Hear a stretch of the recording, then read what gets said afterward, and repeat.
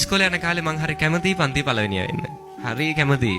හරිද try කරනවා බෑ. කොච්චර කරත් අන්තිම පැත්තෙන් 1 2 හරිද? බෑ පළවෙනියා වෙන්නම බෑ.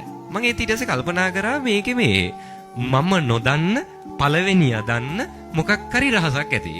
දැන් මම මේ කියන කාරණා ටික විශේෂයෙන් දරුවෝ ජීවිතේට එකතු කරගන්න මම කියන විදිහට එක වාරයක් වැඩ කරන්න. හරිද? මේ කියන්නේ මෙලෝඩියක් බැරුව ඉගෙන ගන්න බැරුව පල්ලෙහාම ඉඳලා කැම්පස් එකකට ඇවිල්ලා. හරිද? ඒ නිසා විශේෂයෙන් දරුවෝ මේ කියන විදිහට එක වාරයක් වැඩ කරන්න සාධනීය විදිහට ප්‍රතිඵල නොලැබුණොත් අතහැරලා දාන්න. තේරෙනවද කියන එක? හරි. මේ මං කැමති ඉස්සර පන්තියේ පළවෙනියා වෙන්න. ඊට පස්සේ ඉතින් මම කල්පනා කරා මේ මට බැරි වෙන්නත් අරයට පුළුවන් වෙන්නත් මොකද්ද හේතුව? එයාට තියෙනවමයි මටත් තියෙන්නේ. එයාටත් මොලයක් තියෙනවා මටත් තියෙනවා. නේ? ඒතර එයා පළවෙනියා වෙනවා මං අන්තිමයා වෙනවා. එහෙම වෙන්න බෑනේ. මම කල්පනා කරා මොකක් හරි රහසක් ඇති. එයා දන්න මම නොදන්න. ගියා පළවෙනියා හම්බෙන්න. ගිහලා ඇහුවා බලන්නකෝ ඔයා හැම පාරම පන්තියේ පළවෙනියා. ඒතර ඔයා පළවෙනියා වෙනවා මට බෑ. මොකද්ද රහස? කොහොමද ඔයා පාඩම් කරන්නේ? ඇහුවන් පස්සේ එයා මට කිව්වා මෙහෙමයි ඉතින් මහ ලොකු දෙයක් නැහැ. හැමදාම ගෙදර ගිහිල්ලා හැන්දෑවේ 7 ඉඳන් 8 වෙනකන් පැයක් පාඩම් කරනවා. මේක අහපු මම හිතාගත්ත හරි. මමත් අද ඉඳන් ගෙදර ගිහිල්ලා එක පැයක් 7 ඉඳන් 8 වෙනකන් පැයක් මම පාඩම් කරනවා කියලා හිතලා ගෙදර ගියා. බෑග් එක විහිකලා දැම්ම මොකද 7 වෙලා නැහනේ. හරිද? දෙකට විතර ගෙදර ගියා. ගිහිල්ලා බෑග් එක පැත්තකට දාලා හිටියා 7 වෙනකන්. ඉඳලා ඔන්න දැන් හැන්දෑව 4ට ලං වුණාන් පස්සේ ගියා කාමරේට. ගිහිල්ලා අද නම් පාඩම් කරනවා සක්කරේ ආවත් ලෝකේ පෙරළුණත් අද 7 ඉඳන් 8 පැය පාඩම් කරනවාමයි කියලා හිතා යන කාමරේට යද්දී පොත් මේසේ තියෙනවා පුටුව නැහැ. හරිද? ඊට පස්සේ ගිහිල්ලා ඉතින් ගෙදර එහාට මෙහාට ගිහලා පුටුවක් අරන් ආවා. පුටුවක් ගෙනල්ලා පුටුව මේසේ ළඟින් තියලා වාඩි වෙලා මේසෙ දිහා බැලුවම් පස්සේ මේසෙ නැත්තේ පොත් විතරයි. හරිද? තියනවා ඉස්කෝලේ ගිහිල්ලා ඇවිල්ලා ගලවපු කලිසම් සර්ට් ටික භාගයක් ඇඳේ භාගයක් මේසේ. හරිද? ඊට පස්සේ දවස් 3-4කට කලින් කාපු බත් පිඟන් 2-3ක්ම පොත් මේසේ උඩ. ඊට පස්සේ තාත්තා වැඩට ගෙනියන බඩුත් සමහරිට භාගයක් විතර පොත් මේසේ උඩ තියෙනවා. අම්මා කුස්සිය උයනේ වයින් දුත් භාගයට භාගයක් සමහරලාට මගේ කාමරේ පොත් මේසේ උඩ. දැන් මේක දැක්කන් පස්සේ එකක් මොලේට දැන් මැසේජ් එකක් යනවා. මොලේට පණිවිඩයක් යනවා. අපි දන්නේ නැති වුණාට මොලේ දැන් තේරුම් ගන්නවා මෙතන මෙයාට මේක කරන්න පිළිවෙලක් නැහැ.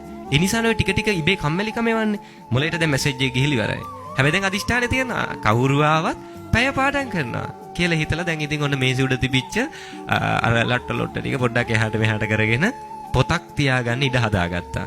හදාගෙන ඉවරලා බෑග් එක බලනකොට ඇඳ කෙලවරක තියෙනවා. ගත්ත බෑග් එක.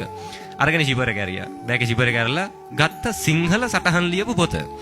අද පැය සිංහල පාඩම් කරනවාමයි කියලා ගත්ත ඉස්කෝලේ සිංහල සටහන් ලියපු පොත.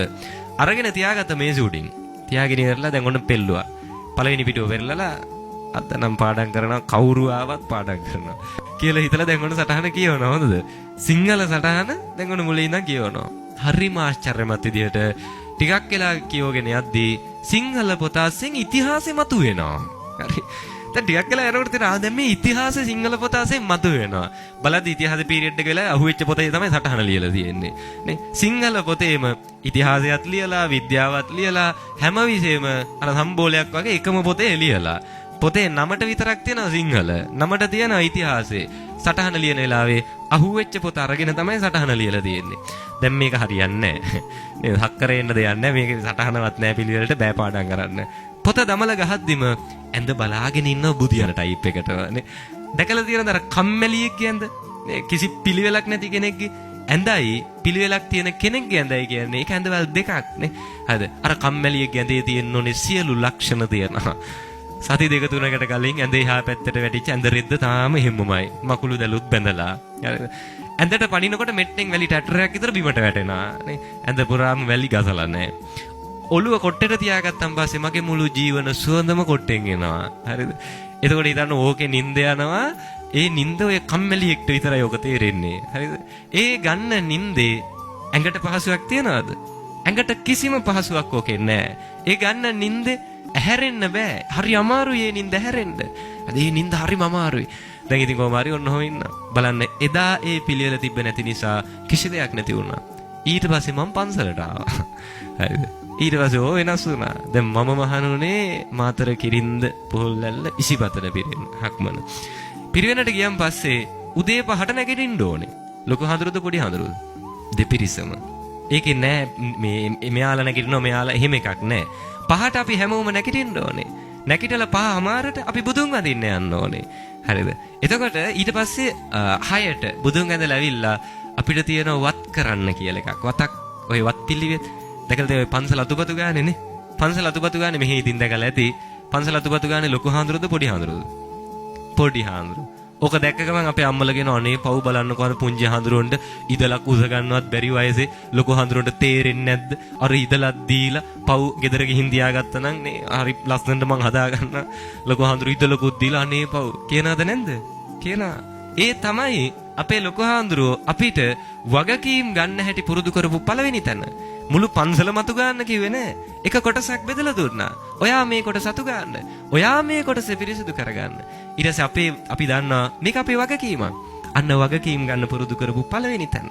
එතන අපි දන්නා උදේ නැගිටින්න ඕනේ. නැගිටලා මෙතන අතු ගන්න ඕනේ. ආයි කොච්චර නිදිමත වුණත් මේක කරලා අපි අවසන් කරන්න ඕනේ. මේක මගේ කොටස.